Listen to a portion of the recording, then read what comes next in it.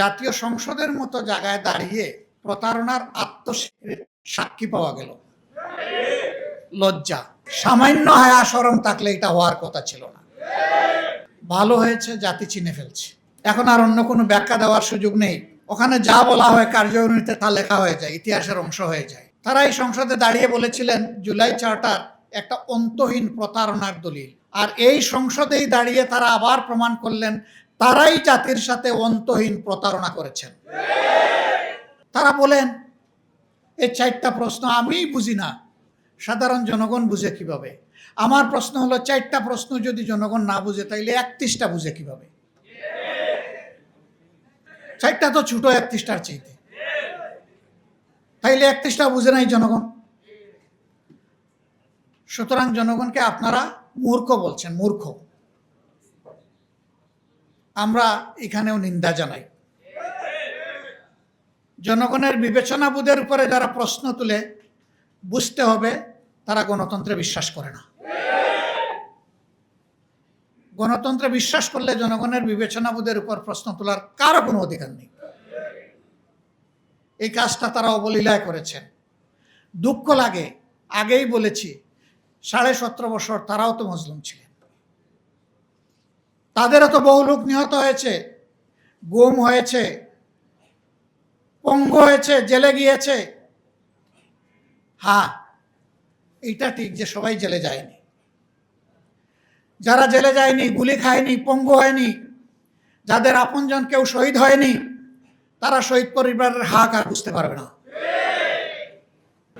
আমরা দেখেছি 5 আগস্টের পর যখন প্রয়োজন ছিল শহীদ পরিবারের কাছে যাওয়ার, যারাই প্রয়োজনটা উপলব্ধি করেছে তারা শহীদ পরিবারের কাছে গিয়েছে। আর কেউ কেউ তখন থেকেই নির্বাচনের দাবি তুলেছে। শহীদদের তাজা রক্ত তখনও ভাসছে, মায়ের চোখে তখনও পানি নয়, রক্ত ঝরছে। সেই সময় তাদেরকে সান্ত্বনা দেওয়া, তাদের পাশে দাঁড়ানো, এই কাজটা না করে কিভাবে কিছু রাজনৈতিক দল তারা তখন থেকে নির্বাচনের জিকির তুলতে পারল? কাজেই তাদের কাছে তাদের আপন সঙ্গীদেরও রক্তের কোনো মূল্য নেই। যদি সে মূল্য থাকতো তাহলে আগে দেশবাসীর পাশে দাঁড়াতো। নির্বাচন কার জন্যে? সরকার কার জন্যে? জনগণের জন্যে। সেই জনগণ ট্রমাটাইজড, আহত, দারুণ কষ্টে আছে। তাদের কষ্টে পাশে না দাঁড়িয়ে তখন সেই কাজ করা হয়েছে, আর আমাদেরকে ব্লেম দেওয়া হয়েছে আমরা নির্বাচন চাই না। নির্বাচন না চাইলে পরে নির্বাচনে অংশগ্রহণ করলাম কিভাবে? সম্মানিত বন্ধুগণ, আমরা নির্বাচন চেয়েছি, তবে আমরা নির্বাচনের নামে ষড়যন্ত্র চাই নাই। ষড়যন্ত্র করা হয়েছে, আমরা নিন্দা জানাই। ইন্টারিম গভর্নমেন্ট যাদের পরিচয় ছিল নিরপেক্ষ, দল নিরপেক্ষ, তারাও এই ষড়যন্ত্রে শরিক ছিল, নিজেরাই তারা স্বীকার করেছে। ষড়যন্ত্র করে 11 দলকে হারানো হয়েছে। তারপরে এই রায় কেন মেনে নিলাম? এখানে একজন আপা রিকনসিলিয়েশনের কথা বলে গিয়েছেন, ধৈর্যের কথা বলে গিয়েছেন, জাতিকে গৃহযুদ্ধ থেকে বাঁচানোর কথা বলে গেছে। 17.5 বছর পরে এই নির্বাচন নিয়ে ষড়যন্ত্রের ফসল হিসাবে যদি আমরা সেদিন রিভোল্ট করতাম, এই নির্বাচনের ফলাফল প্রত্যাখ্যান করতাম, তাহলে দেশে বিশৃঙ্খলা সৃষ্টি হলে এর শেষ কোথায় গিয়ে দাঁড়াতো কেউ জানে না। 11 দল দায়িত্বশীলতার পরিচয় দিয়েছে, কিন্তু সাথে সাথে 11 দল এটাও বলেছে নির্বাচনে এই ষড়যন্ত্রের ফল মেনে নিলেও আমরা গণভোটের রায়কে অগ্রাহ্য করতে দেব না। এ পর্যন্ত 10 থেকে 11 বার আমার কাছে ফর্মাল প্রপোজাল এসেছে যে আসেন আমরা সংস্কার করার জন্য, সংশোধনের জন্য একটা সংশোধন কমিশন করি। আমাদের পরিষ্কার জবাব, সংশোধনের জন্য কোনো কমিশন লাগে না। সংশোধনের জন্য সরকারি দল ট্রেজারি বেঞ্চ থেকে বিল আনতে পারে, বিরোধী দলও আনতে পারে। সেই বিল আসবে, ব্যাটিংয়ে যাবে, আবার ফিরে আসবে, তারপরে আলোচনা হবে, আলোচনার পর ভোটে যাবে, ভোটে যদি এটা গ্রহণযোগ্য হয় তাহলে পাশ হয়ে যাবে, এটার জন্য কোনো কমিশন লাগে না। এখানে সংশোধনী কমিশন করার জন্য গণভোট হয় নাই, গণভোট হয়েছে দেশের পচা রাজনীতির আমূল পরিবর্তন সাধনের জন্য, ফ্যাসিবাদের মূল কেটে দেওয়ার জন্য। বিএনপি ওয়াদা থেকে সরে গিয়েছে। আপনারা কি চান আমরাও জাতির সাথে বেইমানি করি? আমরা বেইমানি করতে পারবো না। আমরা জাতিকে কথা দিয়েছিলাম, আমরা সেই জায়গায় আছি এবং আমরা কনফিডেন্ট, আমরা গভীর আস্থাশীল। জনগণের 70% মানুষের দেওয়া এই ভোট বৃথা যাবে না, ইনশাআল্লাহ এটা বাস্তবায়ন হবে। আমরা সংসদের ভিতরে চিৎকার দেব, রাজপথে সমান তালে আমাদের আন্দোলন চলছে, আরো বেগবান হবে দিনের পর দিন। বৃষ্টি ঝড় সব কিছু উপেক্ষা করে এ পর্যন্ত বাস্তবায়ন হয়েছে। আল্লাহ তালার কাছে সাহায্য চাই, আগামীতেও যেন আল্লাহ আমাদেরকে সাহায্য করেন, আমাদের সমস্ত কর্মসূচি বাস্তবায়ন। এটা ঠিক, লোহা গরম হয়ে লাল হইতে একটু সময় লাগে, কিন্তু লাল যখন হবে তখন জনগণ হাতে মুগুন নিয়ে ঠিক মতোই পিঠাবে ইনশাআল্লাহ। আমরা দীর্ঘদিন একসাথে মজলুম ছিলাম, আন্দোলন করেছি, সংগ্রাম করেছি, নির্বাচন করেছি, সরকার পরিচালনা করেছি, রাজনীতি করেছি, কিন্তু এখন আমাদের কোনো কোনো বন্ধুর ভাষায় বক্তব্যে মনে হয় তারা জীবনে আমাদেরকে কোনোদিন দেখেন নাই।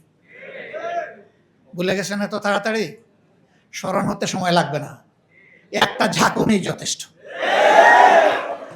আমরা বলবো, আমরা মান অভিমান ছেড়ে দিয়ে জনগণের রায়টাকে সম্মান করি। সংসদের ভিতরে বলেছি, যদি এটা সম্মান করেন তাহলে এই সংসদ সম্মানিত হবে, যদি সম্মান না করেন তাহলে যেখানে স্পিকারের অনুমতি লাগে না ওখানে বক্তব্য হবে। তবে হ্যাঁ, এই দেশকে আমরা ভালোবাসি, কোনো অশুভ শক্তিকে মাঝখান থেকে খেলতে দেব না ইনশাআল্লাহ। নাক কান সজাগ রেখেই আমাদের সব কাজ চলবে এবং সময় মতো জনগণের আকাঙ্ক্ষাও পূরণ হবে ইনশাআল্লাহ। আমরা কোনো ফ্যাসিবাদ নতুন হোক পুরাতন হোক মেনে নেব না, এ বিষয়ে স্পষ্ট যে গণভোটের গণরায়কে মানতে হবে।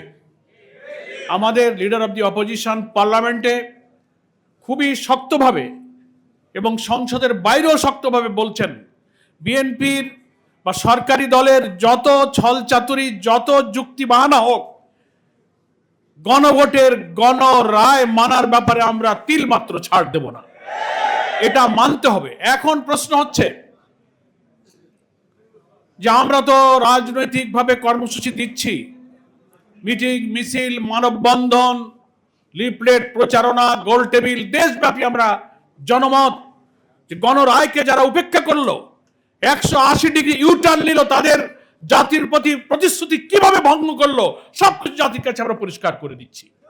এদিকে পার্লামেন্টের অভ্যন্তরে আমাদের বিরোধী দলের নেতা এবং এমপিরা এই জুলাই সনদ বাস্তবায়ন, গণভোটের রায় বাস্তবায়নের জন্য বক্তব্য রেখে চলেছেন।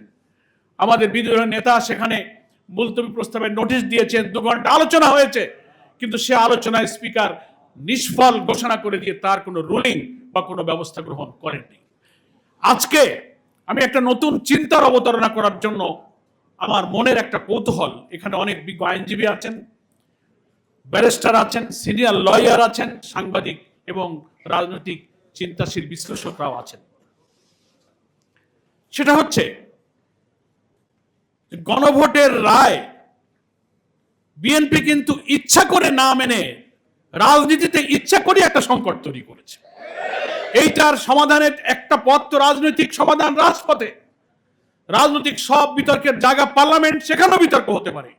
তা যদি না হয় তাহলে ক্ষমতাসীন দল সংখ্যাগরিষ্ঠতার জোরে তারা যে আইন কানুন বিধান সবকিছুকে ভঙ্গ করলো, তার বিরুদ্ধে কোনো আইনি পদক্ষেপ নেওয়া যায় কিনা, সিনিয়র লয়ার লিগাল এক্সপার্টদের কাছে আমার একটা চিন্তা এই জন্য রাখতে চাই। সেটা হলো 13ই নভেম্বর 2025 জুলাই সনদ বাস্তবায়ন যে সংস্কার আদেশটা প্রেসিডেন্সিয়াল অর্ডারে জারি হয়েছিল, এটা কোনো অর্ডিন্যান্স নয়। অর্ডিন্যান্সটা জারি হয়েছিল 25শে নভেম্বর, সেটা ছিল গণভোটের একটা অর্ডিন্যান্স। এটা পার্লামেন্টে প্রথম অধিবেশনের রেওয়াজ অনুযায়ী সব অর্ডিন্যান্সগুলো যখন পার্লামেন্ট থাকে না তখন অধ্যাদেশগুলো পার্লামেন্টে এনে অনুমোদন করতে হয় অথবা রহিতকরণ করতে হয়। গণভোটের সেই অধ্যাদেশের ব্যাপারে প্রথম অধিবেশনে আনা হয়েছিল প্রস্তাব, কিন্তু না সেটা রহিতকরণ না অনুমোদন, ঝুলন্ত অবস্থায় রাখা হয়েছে। এর লিগ্যাল পজিশনটা কি দাঁড়ালো? অথচ 13ই নভেম্বর 2025-এ যে প্রেসিডেন্সিয়াল অর্ডারটা জারি হয়েছে, এটা কিন্তু রাষ্ট্রপতির আদেশ। প্রেসিডেন্সিয়াল অর্ডার, এটা কিন্তু কোনো অর্ডিন্যান্স নয়। এখানে কিন্তু মর্যাদার পার্থক্য আছে। পার্লামেন্ট চলমান থাকলে যে কোনো অধ্যাদেশকে প্রথম অধিবেশনে অনুমোদনের জন্য বা রহিতকরণের জন্য আনতে হয়, কিন্তু রাষ্ট্রপতির আদেশ কিন্তু অনুমোদনের জন্য পার্লামেন্টে আনা বাধ্যতামূলক নয়। তাহলে 13ই নভেম্বরের প্রেসিডেন্সিয়াল অর্ডারটা তো কার্যকর হলো, তার ভিত্তিতে ওখানে জুলাই সনদ বাস্তবায়নের একটা আইনি কাঠামো কিন্তু ওই অর্ডারে করে দেওয়া আছে, যে একটা জুলাই সনদ বাস্তবায়ন সংস্কার একটা আদেশ সেখানে আছে।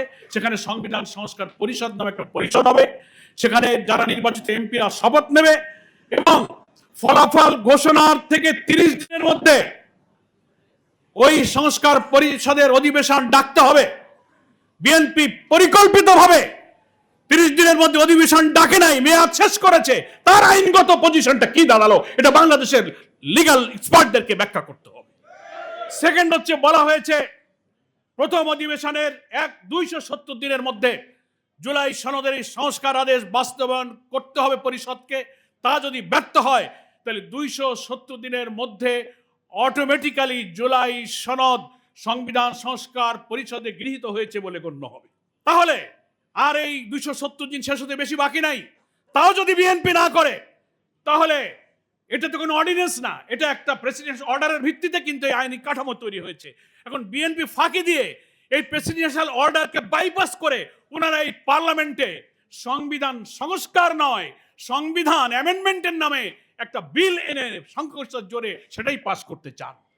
এর শুভঙ্করের রহস্য হচ্ছে 10-12টা সাংবিধানিক সংস্কারের প্রশ্নে ওরা গুরুত্বপূর্ণ নোট অফ ডিসেন্ট দিয়েছেন, যেটা আমার আগে এমপি মাননীয় আক্তার হোসেন তার বক্তব্যে বলল। প্রধানমন্ত্রীর ক্ষমতা, রাষ্ট্রপতির ক্ষমতা, সমস্ত সাংবিধানিক পদে নিয়োগের ক্ষমতা, তারপরে আপনার চিফ জাস্টিস, আপিল ডিভিশনের জাস্টিস, কেয়ারটেকার গভর্নমেন্ট, তারপরে আপনার কি বলে আপার হাউস, লোয়ার হাউস, আন্তর্জাতিক চুক্তি, নানান ইস্যুতে সমস্ত জায়গায় বিএনপি নোট অফ ডিসেন্ট দিয়েছে। এখন প্রশ্ন হলো, উনারা বলেন পার্লামেন্টে ওই ঐক্যমত্য কমিশনের লাল বইটা দেখায় যে আমরা অক্ষরে অক্ষরে এই জুলাই সনদ মানবো। মাননীয় প্রধানমন্ত্রীও বলেন, কি শোনেন না আপনারা? কিন্তু একবারও বলেন না যে আমরা গণভোটের রায় মানবো, তা কিন্তু একদিনও বলেন না। অর্থাৎ জুলাই সনদ আর গণভোট ওনারা ডিফারেন্ট করে ফেলেছেন। এই জন্য ওনারা যে 12-13টা নোট অফ ডিসেন্ট দিয়েছেন, সেইটা বাদ দিয়ে জুলাই সনদের যে অংশটুকু থাকবে ওটাকে ওনারা বিল বানিয়ে পাস করতে চান। তার অর্থ হলো ওই 12টা নোট অফ ডিসেন্ট বাদ দিলে যা দাঁড়াবে সেটা সংবিধান সংস্কারের জন্য রাষ্ট্র কাঠামো পরিবর্তনে একেবারে ইমেটেরিয়াল, সেই ফ্যাসিবাদী রাষ্ট্র কাঠামোর কোনো পরিবর্তন হবে। সেই জন্য এই যে আইনি ব্যত্যয় ঘটলো, তারা যে বৈঠক ডাকলো না, 270 দিন শেষ হলে কি হবে? আর এই সংবিধান সংস্কার পরিষদের রাষ্ট্রপতির আদেশের কাঠামোর বাইরে গিয়ে ওনারা এরকম বিল আনতে পারেন কিনা, এ ব্যাপারে বাংলাদেশের বিজ্ঞ আইনজীবী এক্সপার্ট যারা আছেন তাদেরকে, আমরা তো রাজপথের লড়াই করতে পারি, এমপিরা পার্লামেন্টের লড়াই করবে, আইনজীবীরা একটি আইনি লড়াইয়ের সূচনা করবেন।